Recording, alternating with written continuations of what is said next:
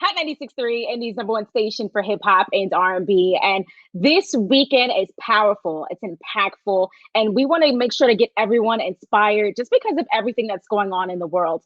So this weekend is all about inspiring you, uplifting you, and providing you with more than a few resources here in the city in Indiana from the professionals themselves in desired career paths that you want to be in. So today, let's call this the Emerging Careers panel. If you have any questions, comments, concerns, I have more than a few special guests that can, lay down the path for you. So first of all, can we bring everyone to the stage? I have more than a few people that we can introduce. First off, I have Miss Tanya Hahn, the Vice President of Talent Requisition at IU Health. Okay. Hey, how are you? Great. How are you? Good to be here today. Thank you for joining us today. And you know what? I think when we first bring everyone on stage, I want you to be able to give yourself flowers because we have to live in the present right now. So I want you to say something that, you're known for. And we're not going to take it as bragging rights. We're going to take it as you just, of course, defining and letting people know that what you do.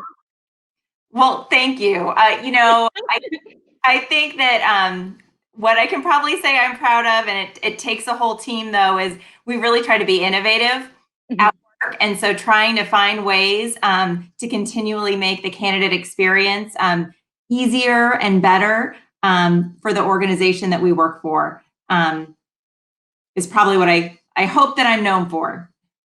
Good. And I'm sure people probably have way more than that just to say, but we'll take that for now. Next up, we have Vincent Ash. What's going on? Indianapolis Chamber of Commerce Director of Development. Okay, come on. Yes, how you doing? Good. How are you? I'm doing good. Okay, you got to give us a humble brag too. Humble brag. Like as Tanya said, it takes a team, but very proud of this year. Proud of all the parents that have been navigating COVID and e-learning. For sure, but proud of our team that we have at the Indy Chamber, how we assisted a lot of different businesses throughout the course of this year, and job seekers as well. So those will be my brags that I have for 2020. Okay, there we go. I mean, we all have something to brag about 2020 if we're all here. So that's it. We're here in the present. That's good enough. Next up, Alison Bell. And of course, works with WGU, which is also our sponsor for today in this panel. Alison, what's going on? Chancellor of WGU. Thank you for joining us today. Thanks for having me. I'm so excited to be here. And my humble brag is that I think I'm seen as a connector, and even more than that, at WGU Indiana as a connector, we create pathways for people to access their opportunity. So use their talent and find opportunity. Perfect. I mean, that's exactly what we're all doing here today, is making sure to connect the dots, create the opportunities, and let people know the opportunities that they may or may not even know about exist. Yes, perfect. Right. So, our next guest, we have Jacob Brown, VP, Project Manager, Team Lead, Fifth Third Bank. Come on to the stage. Hi. Hey. Good afternoon. Thanks for having me. Humble brag. I think people would describe me as somebody that's very responsive and equally committed to both my team, my family, and my community. Oh, I like that. Very nice. Very nice. Okay. And the last guest that we have coming to the stage, or do we have one more? Oh, we have two more. We have Alex Moseman. Okay, Indianapolis Public School Recruitment. This is what we need. We need you. So you gotta tell us about how you're getting everyone involved and recruiting everyone. What's your humble brag? Yeah, I think for us, it's really just showing it back to the teachers in our classrooms. They have been moving mountains since March, and they continue to inspire everyone from students, families to the central office. And I think folks across the city for the work that they've been doing with our students. Perfect. Okay, we may have one more guest, and I think she's here. Yes, Tosin, thank you for joining us. Hey. Hello, thank you for having me. Yes, thank you. Okay, now I need you to tell us a little bit of your story, and it's special that you're here because you're an IT student, which was the third recipient of a scholarship. Yes. Tell us about that scholarship, because that's a brag for being able to find money during these times. I know. So I've always told my family, my friends, that I want to graduate with little to no debt. Some of them said that that's not possible. You have to be in debt to go to school in the United States. So I said I'm going to try my best. So I lost my job due to COVID in May 2020, and that kind of pushed me a little bit further. I'm like, okay, I don't have a job. What do I need to do? So I got this email from Women in High Tech, and I decided to put my story into an essay, and yes, that's how I was able to get scholarship. Well, congratulations. That's Thank huge. you. You know, being able to find money anywhere or just resources and places of employment right now is, I think, is what everyone is trying to do. So congratulations to you for being able to do that. Thank you. You're so welcome. So I'm glad you're here. I'm glad everyone is here today, because it's really about connecting the dots and having you all here with the people that can do that for everyone here in Indianapolis. So my first question is for Vincent. How important is it for Indianapolis to have a high percentage of college grads when it comes to bringing in new business or new business of employment and here in the city? Yeah, thank you. That's actually very important. Overall, a lot of times when we get companies that are looking to come to Indianapolis, and that's what typically my job function is as director of Develop Indy, is that we focus on company attraction, expansion, and retention, as well as some redevelopment projects. So a lot of times when we are getting leads from brokers, or the state does a very good job at generating interest in Indiana, a lot of times in the responses and that we have to submit, they are asking for the percentage of college graduates that we have here in Indianapolis. So a lot of times that is workforce is the driver for a lot of these companies and where they decide to relocate or expand. So it actually is very important that we continue to produce college graduates in our area, making sure that we continue to produce a diverse talent pool as well, and that we are continue to be able to give opportunities for employment for all residents here in Indianapolis. Well, do you think that because of how 2020 has gone with COVID and everything, global pandemic, do you think that talent pool has changed, or people are more so looking forward to what you actually can provide from home? You know, what does that look like being a college grad, or maybe not even being a college grad at this point? And everyone, feel free to join in if you have something to add to it. Yeah, so definitely the landscape has changed significantly. You've seen companies like Pinterest and Twitter go full remote, and some other companies that are in California gives companies opportunities to find talent, not only where their headquarters just may happen to be. They can find talent in Idaho or right here in Indianapolis. So you can find jobs pretty much anywhere across the country now during COVID, as the landscape has kind of changed, and a lot of companies are realizing that they can keep a high productivity by hiring remotely and allowing their employees to work from home. So I wouldn't limit yourself at all to just jobs that are within your region or close to where you live. Like, continue to seek those opportunities that you want to see your career kind of flourish and grow in. But it has changed significantly. So it'll be interesting to see how a lot of this plays out in the next couple of years or so. Right. Now, when it comes to finding a job, Vincent, what was the skill that you probably have worked on and really created and perfected when it comes to applying for jobs? Like, how did you even get to the position where you are?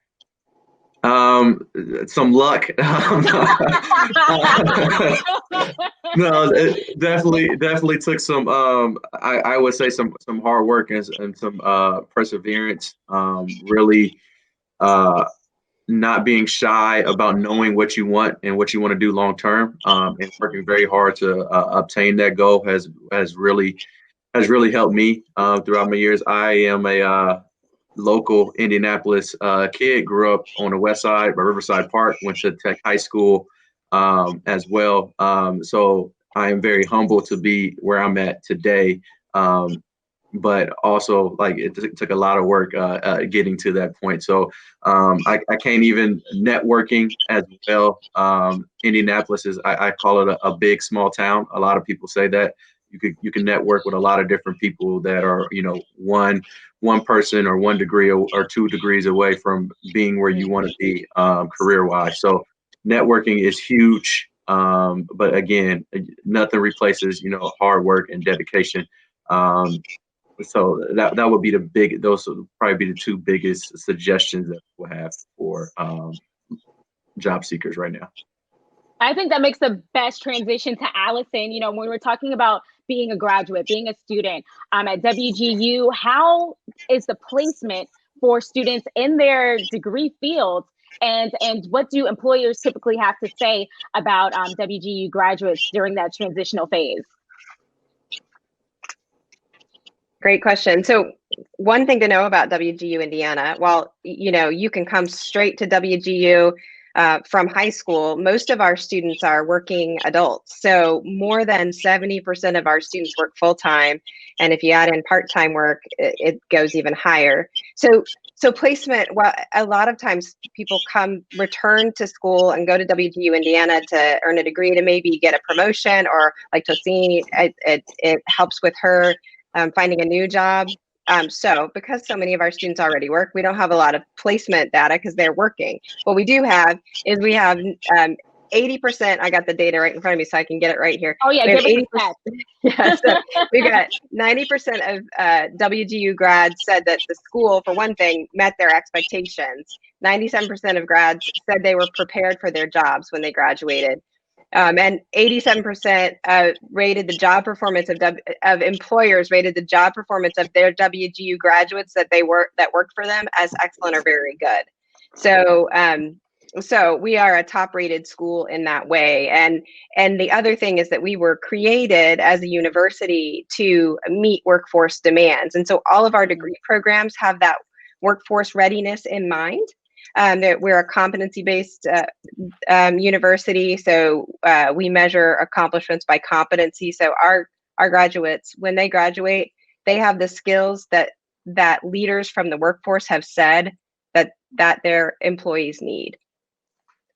I think the best next question is, when you talk about meet workforce demands, what are we seeing that's most in demand right now during 2020? Well, you know, some of it is the same as it has been. We always hear from employers that, and maybe some of the other panelists will want to pop in here and say what they're looking for and how it's changed. But what I know from my work in higher ed and also in the career development field is that there are skills that you need no matter what degree program you're in, no matter what field you're going into. And those are things like communication skills and problem solving, working with teams. Those are some of the skills that are needed. And if you think about flexibility, I can't say the word adaptability, you know, think about the landscape over the last year. I know that the work that I value on my team personally is the work from my team, that they were able to adapt. We had 1 day's notice and we moved from working in office to working remotely. And then they started getting creative about this, you know, all of the work that we do where we get out and we meet with people and we build relationships in the state of Indiana. We couldn't do it that way anymore. So they stood up a lot of online, you know, opportunities to connect. And so there wasn't a lot of downtime. They were agile. And so those are skills that you need no matter what. And this pandemic really highlighted that. Facts. I think the next person we should really talk to when it comes to adapting and transitioning into 2020 and what everyone truly needs. We need people working in healthcare. So Tanya, what can you really tell us about the health profession and professionals when it comes to the Indianapolis market and what's needed right now? Yeah, well, thank you very much for the opportunity to be here today. You know, I love what Alison just said about how important it is that employees are flexible and driven, and some of those qualities really translate to healthcare.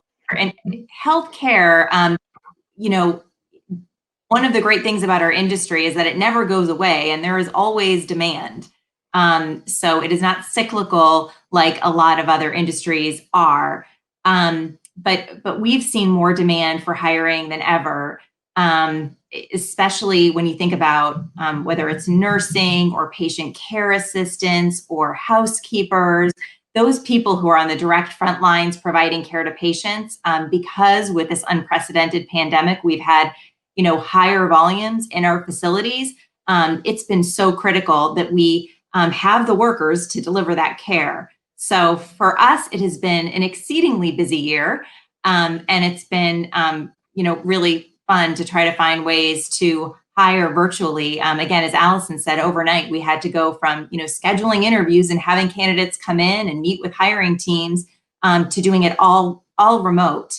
But healthcare, there's so many opportunities for growth right now, and I think it's been really interesting and gratifying to see how much people appreciate wanting to give back to people in their community and be part of an organization and an industry that does that every day. Right. I mean, when it comes to healthcare, of course, you're in high demand right now. So with that being said, what type of growth opportunities are you providing as we speak? Sure. So we have nursing positions, but then we also have things like patient care assistant positions or medical assistant positions where you can come in without necessarily having a bachelor's degree or certifications, and we will help you get the experience you need. And we have programs like tuition reimbursement so that you can work, but then get some help to get additional education so you can grow into, even better, higher level roles over the course of your career. Another thing, that I think is great about healthcare and certainly our organization is there's so many different settings that you can practice in. So you can get a lot of different experiences, but stay with the same employer. So whether or not you're working in a surgery center or the Lifeline team or in a hospital or in a physician practice, there's just a lot of opportunities to grow and build on your experience. So let me ask you this. What if I have like 1 or 2 years of experience in undergrad? I didn't finish my degree, but I think I want to go back, or maybe I just have a GED. What is the bare minimum that you all will accept in order for me to change my career path? Yeah, I don't think people realize the full extent of opportunities we have for people who have that level of education. So, we need people who have maybe just a GED to greet people in our hospitals, to help them pay their bills, to take care of patients at the bedside, so they assist the housekeepers, EVS. We have a lot of positions that don't require a college education or a 4-year degree. Gotcha. And I think the best teachers are experienced. So I think, Jacob, can you tell us a little bit of your experience at WGU and really how has that helped you, put you into the place where you are today with your career? Sure. Yeah, I think to tag on to what Chancellor Bell was saying earlier, it's really about connectivity. So for me, it was about being able to add relevancy and credibility to what I wanted to be the next step in my career, which was moving back into a leader of people at a greater capacity. And fortunately, the way that the WGU model works is experience plus prior education translates into competencies that I can display and then move forward with quickly in the path. And then in the areas where I need some skill building or refreshing or other things, I can focus my attention there rather than on just proving things that I may have already experienced or learned in the past. And so in the pandemic, I think the key that probably we would all agree with is you need grace and agility this year. I think those are really key themes that it doesn't matter what you do or where you do it, that you have to be able to get through this year. And so, at the beginning of this year, I did a job that is just categorically different from what I do now. And the opportunity to do what I do now came about because of the pandemic, but I was one that was looked at for this role. And it was a situation where, because I had invested in myself and completed my master's program, that I didn't have to raise my hand, that someone was tapping me on the shoulder and saying, hey, we think that you can do this, and here's why we think this. And one of those components was that I had chosen to invest in myself and complete a graduate degree. To tap into some more of the connectivity piece, I had no idea who was going to be part of this panel today, other than the folks from WGU that invited me, of course. But I can go around the screen and I can tell you that we have multiple partnerships with IU Health, RevND probably being the largest that we have. With the Indy Chamber of Commerce, we work with them around entrepreneurship and our primary sponsors for some of their initiatives. With IPS, myself and members of my team and others in the bank deliver Young Bankers Club to several schools throughout IPS. We have a referral and partner program with WGU, so that folks that work at the bank that want to go back and do exactly what I did, not only do we provide them tuition assistance, but we also provide them avenues and flexibility to complete education on their terms. And so, when I think about WGU and bettering myself, and then being able to go and take that back out into the community, that is what the whole program at WGU allows for anybody to do, regardless of the degree path that they're on, regardless of whether it's a certification program or an undergrad degree or a graduate degree. Right. And you know what? I thought it was interesting because you mentioned something about investing in yourself. And were you in a completely different career path, Jacob, like for years? Yeah. So, a while ago, I was in big box retail leadership. So, and from there, the work-life balance that type of career provided just didn't fit for someone that had a spouse that was a teacher in IPS at the time, actually, and two, a young child at the time, and then through the course of the transition into banking, another child on the way. And so what I really wanted, coming from a military family where I have the greatest respect for my father and his service over almost 23 years to this country, was my wife and I both had similar backgrounds where we just weren't, our parents or our dads particularly were gone for long periods of time for different reasons. And we just wanted to be around more. And so the ability to pivot into banking a few years ago, well, more than a few years ago now, but and then once inside of banking, to move out of leading branches into managing really complex relationships in the business and commercial space for the bank, and now leading a team of people across the entire footprint, coast to coast, on projects and high priority program improvements for the bank, is just a path that I couldn't have told you that I would be doing this 6 months ago. I mean, you couldn't have offered me $1 million for me to describe this career path right now. And so I think it's about the results of investing in myself, and then having an opportunity that investment made me the best fit for. I really want to talk more about investing and like betting on yourself, and Tosin as well as Alex. I mean, I feel like you have two different perspectives, from the student perspective and the educational recruitment of really betting on yourself, because it's never too late. It's never too soon to invest in your education or just learning and picking up a new trade or a hobby. So Alex, can you first discuss it, and then Tosin, we'll get to your opinion too, because being a college student or of any degree right now is completely different than physically going to class with everyone to a completely virtual setting. Yeah, absolutely. I think as we think about what our strategy is to find the next cohort of excellent teachers for the city, a lot of that has to do with folks who are going to be transitioning into teaching, maybe from a new career, and that's where we see folks coming through WGU.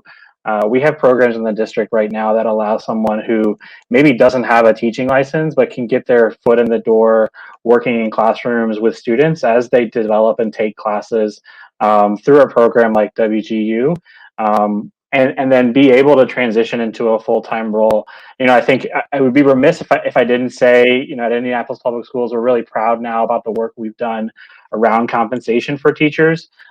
We have the highest starting salary of teachers in the metro area. So once someone completes their transition to teaching program, they transition into a full-time teaching role, and the starting salary for those jobs is now $47,800. And so as we think about where we find these folks, oftentimes it is people who have some years of experience, do something else, and then are ready to make a transition into the classroom. I think that teachers should get more money at this point. Look, I come from a long line of educators. My mom worked for New York Board of Ed, so did my grandmother. And I feel like at this point during a global pandemic, people truly understand and see what these teachers go through on a daily basis. You know what I mean? And it's crazy because I'll get calls from parents during the day and they're like, oh, I can't wait for my kids to go back to school. What do you think that these teachers go through like every day? Yeah, you're not going to find. I'm not going to put up a big argument to the fact that I think that teachers should get paid more. Now, Tosin, like, how are you continuously making sure to bet on yourself, investing in yourself, and truly making sure to live out your dreams every day?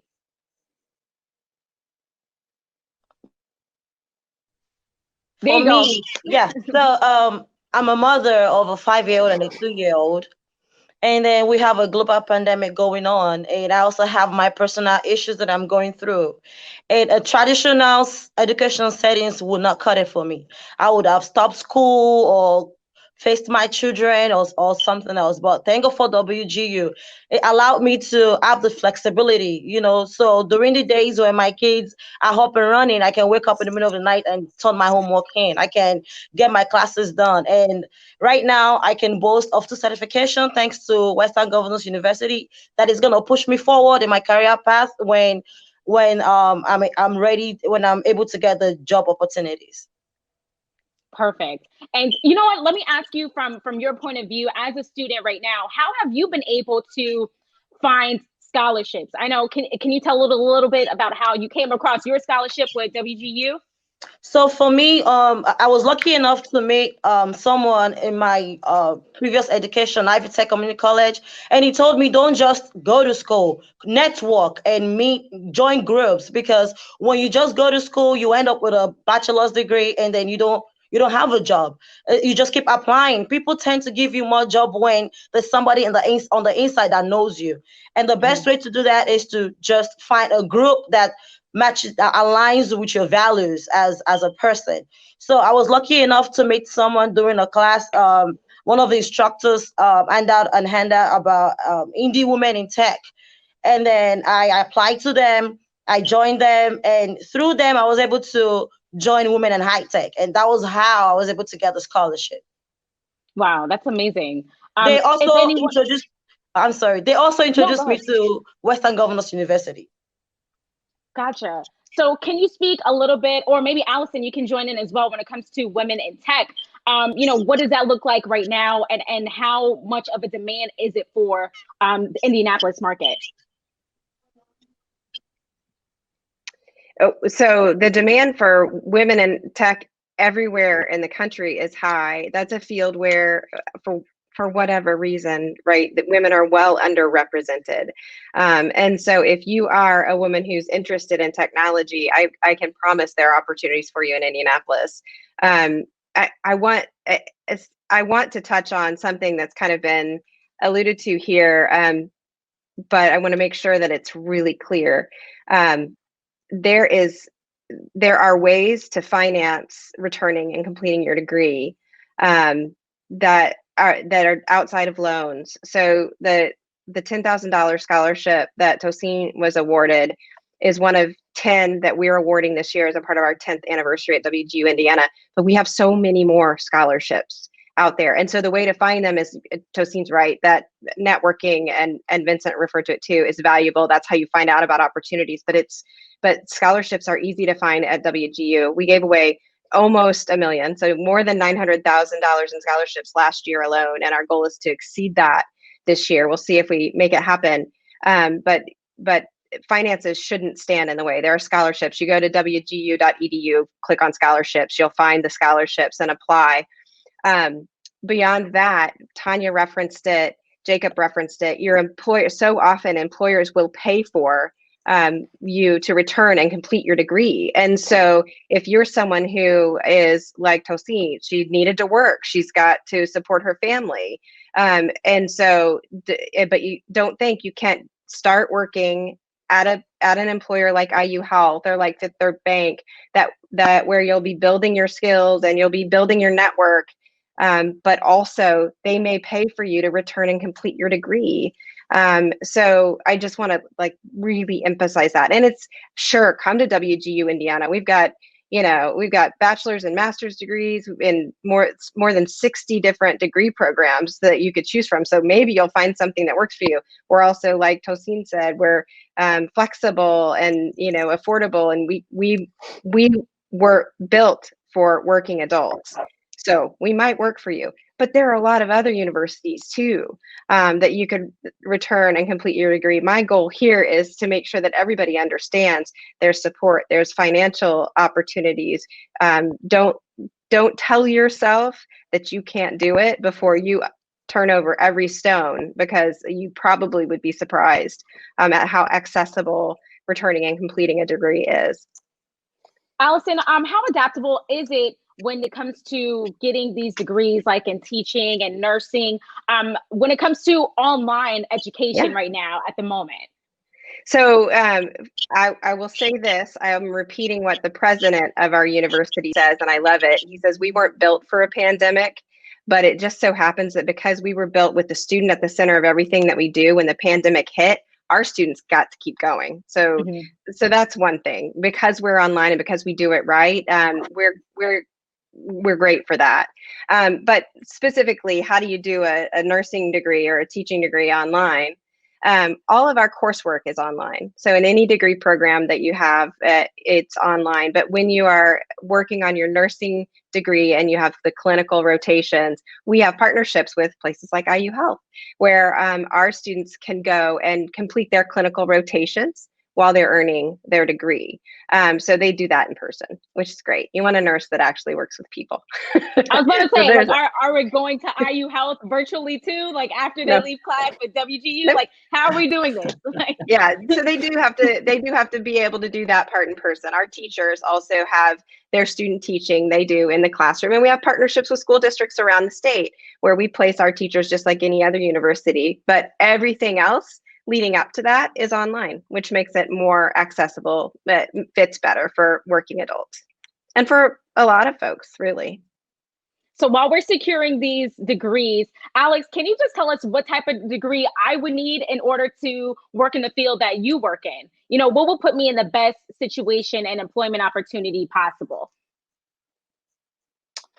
Yeah, I mean, I think if you're talking about working in a classroom, you don't need a degree in education. You just need a teaching license. And so there's certification programs out there that are separate from the undergraduate degree you do. You do need a bachelor's degree to be a full-time teacher, but then there are programs available to get that teaching license. I think what I would add to that, though, sort of separate from roles in education specifically, the Indiana Commission for Higher Education has done some really good work about supporting folks in figuring out what is the next job they're going to take on. So if you go into, I think the website is yournextstep.in or yournextstepin.gov.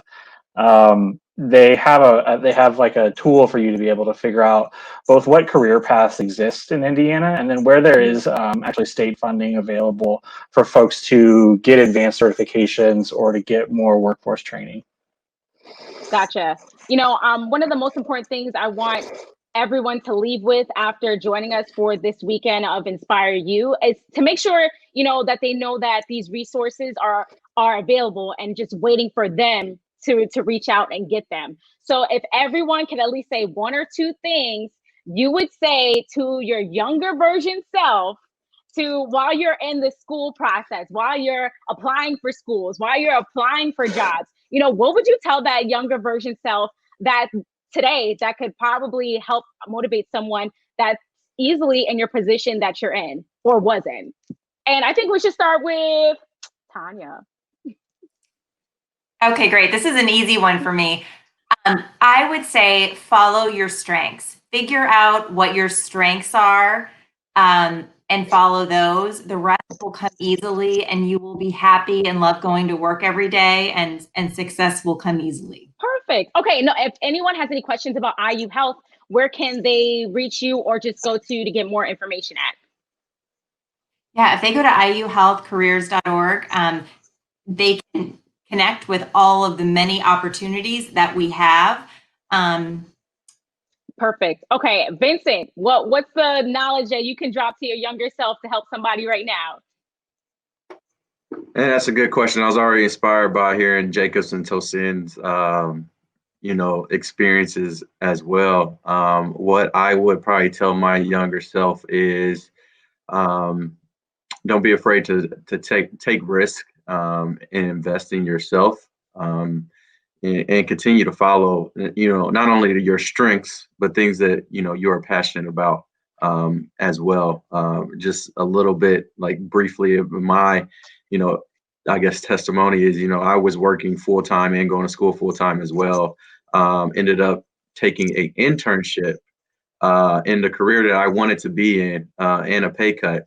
And it really ultimately led me to the career I've had like so far. So I would say experience is key. Don't be afraid to take those risks. Perfect. So if anyone wants to make any investments or look into what you do, how can they get in contact, or a website that they can get more information at?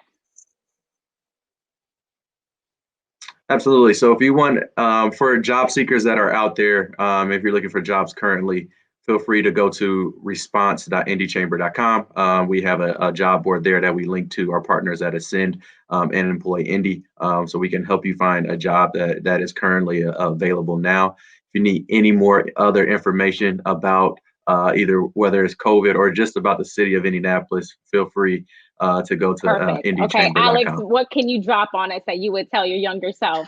I would echo what folks have said. Think about what you really like to do, and then I think from there, think about how you can create things around that. When I was in college, I had some internships, but I also had the opportunity to create some websites, do some analysis of different things I liked. And I think as students, you kind of forget that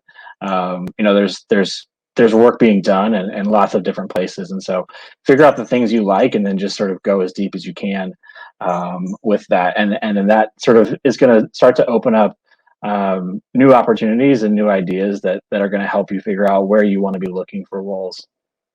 Perfect. And if there's any opportunities with you, where can people search at? Yeah, so folks can go to myips.org, and there they'll find a number of different resources, whether they want to, volunteer in schools or start looking for roles in schools. But all of that information is there.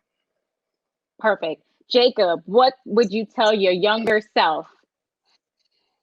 Yeah, I think you're going to hear a common theme here, which is, find something that you're passionate about, find an environment where you're the same person at work that you are outside of work, and you'll generally go to work and leave work happy every day. And investing in yourself, it never has a poor return. Fact. Okay, if anyone is looking for new career opportunities or just opportunities with Fifth Third Bank, where can they go? 53.com/careers. In addition to career resources, there's information about all the different career paths inside of banking, which would encompass everything that you might think of, from education Alison, to IT. what can you tell us with your younger self, and especially with opportunities with WGU Indiana? Great. So, I like what everybody said here, so I have to go after all of these brilliant people went. But what I would add is, don't worry so much. You definitely know more than you think you do. What I know about myself, and what I find when I'm working with younger folks, is that people tend to know themselves. They tend to know what they're really good at and what they love and what builds them up. And the biggest problem is quieting the voices, trust yourself. WGU, it's to get to WGU, it's indiana.wgu.edu. and you'll find out everything about our scholarships and our degree programs and everything you want to know. And Tosin, not to put any pressure on you, but I'm have you close this out, okay? Because I feel like, a lot of our listeners look just like you, have at least one degree, have at least one kid, and still have dreams and everything that they want to chase. Or you know what? Just want to have new dreams all together. So what is the advice you would give the younger version of yourself? I'll tell the younger version of myself that your dream is your dreams. Your dreams are valuable. Don't let anyone talk you down. Don't let them discourage you from who you want to be in life. And it can be anybody. It can be your family. It can be your friends. They're not in your dreams. It's you own it, and then whatever they say, just concentrate on your dreams and keep working on it every day. Well, we're working on it every day. I'm here. Yeah, we can give a round of applause for everyone. Come on, everybody. Amazing. Now, I really do hope that today's conversation leaves you feeling inspired, motivated, and providing more than a few resources for a new trade, a new degree, a new job. And, we're going to have more listed at hot963.com. So thank you, everyone, to this new year, new you, emerging careers panel. And, we'll have all resources and contact information listed at hot963.com. This is Inspire You.